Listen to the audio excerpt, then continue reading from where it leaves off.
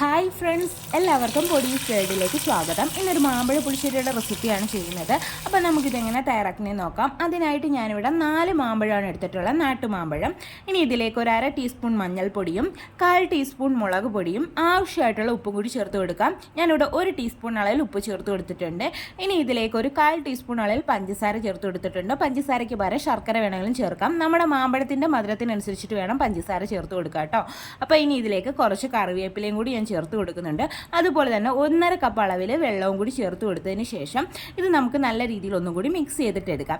ഇനി നമുക്കിതൊന്ന് കുക്ക് ചെയ്തിട്ടും കൂടി എടുക്കാം. അതിനായിട്ട് അടച്ചു വെച്ചിട്ട് ഒരു 7-8 മിനിറ്റ് നേരത്തേക്ക് നമുക്കൊന്ന് കുക്ക് ചെയ്തിട്ട് എടുക്കാം.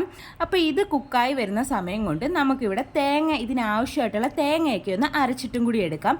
അതിനായിട്ട് 1/2 കപ്പ് തേങ്ങ ഞാൻ എടുത്തിട്ടുണ്ട്.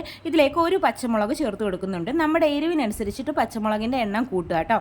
പിന്നീട് 2 ചുവന്നുള്ളിയും അതുപോലെ തന്നെ ഒരു 1/4 ടീസ്പൂൺ അളവിൽ ജീരകവും കുറച്ച് വെള്ളവും കൂടി ഒഴിച്ചിട്ട് ഇതുപോലെ ഒന്ന് അരച്ചെടുക്കുക. അപ്പോൾ നമ്മുടെ മാമ്പഴമൊക്കെ കുക്ക് ചെയ്യാൻ വെച്ചിട്ട് ഒരു 7-8 മിനിറ്റ് ഒക്കെ ആയിട്ടുണ്ട്. നമ്മുടെ മാമ്പഴമൊക്കെ നല്ല രീതിയിൽ കുക്കായി വന്നിട്ടുണ്ട്.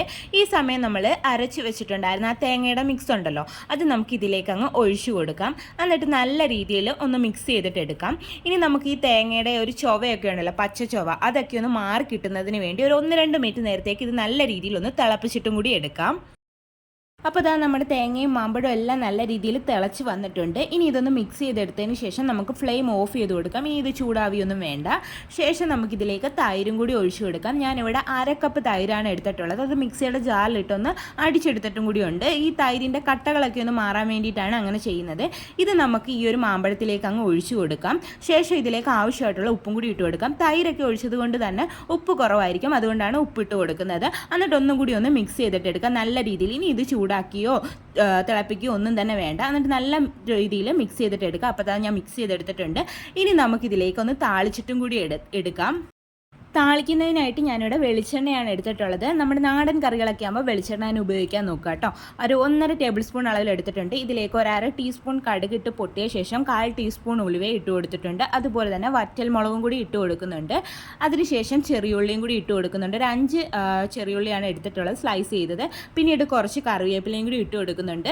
ഇതൊരു ഗോൾഡൻ കളർ ആവുന്നിടം വരെ നമുക്കൊന്ന് ഫ്രൈ ചെയ്തിട്ട് എടുക്കാം. ഗോൾഡൻ കളറൊക്കെ ആയി വന്നിട്ടുണ്ട്.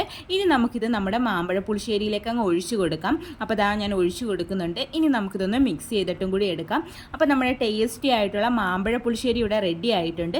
എല്ലാവരും ഒന്ന് ട്രൈ ചെയ്ത് നോക്കണേ. പലർക്കും അറിയാവുന്നതാണ്, എങ്കിലും ഒന്നും കൂടി ഒന്ന് ട്രൈ ചെയ്ത് നോക്കണേ. അതുപോലെ തന്നെ ഫീഡ്ബാക്ക് പറയാൻ മറക്കല്ലേ. നാട്ടുമാമ്പഴമൊക്കെ വെച്ചിട്ട് നമ്മൾ പുളിശ്ശേരി തയ്യാറാക്കുമ്പോൾ നല്ല ടേസ്റ്റാണ്. മാമ്പഴക്കാലമൊക്കെ ആയതുകൊണ്ട് തന്നെ എല്ലായിടവും ഇപ്പോൾ മാമ്പഴമൊക്കെ കിട്ടുന്നതാണ്. അപ്പോൾ എല്ലാവരും ഒന്ന് തയ്യാറാക്കി നോക്കണേ. അതുപോലെ തന്നെ വീഡിയോ ഇഷ്ടമായിട്ടുണ്ടെങ്കിൽ ഒന്ന് ലൈക്ക് ചെയ്യണേ. ആദ്യമായിട്ട് ചാനൽ കാണുന്ന കൂട്ടുകാരൊക്കെ ഉണ്ടെങ്കിൽ പ്ലീസ് ഒന്ന് സബ്സ്ക്രൈബ് ചെയ്ത് സപ്പോർട്ടും കൂടി ചെയ്യണേ. വീണ്ടും നല്ലൊരു വീഡിയോ ആയിട്ട് വരാം. Thanks for watching.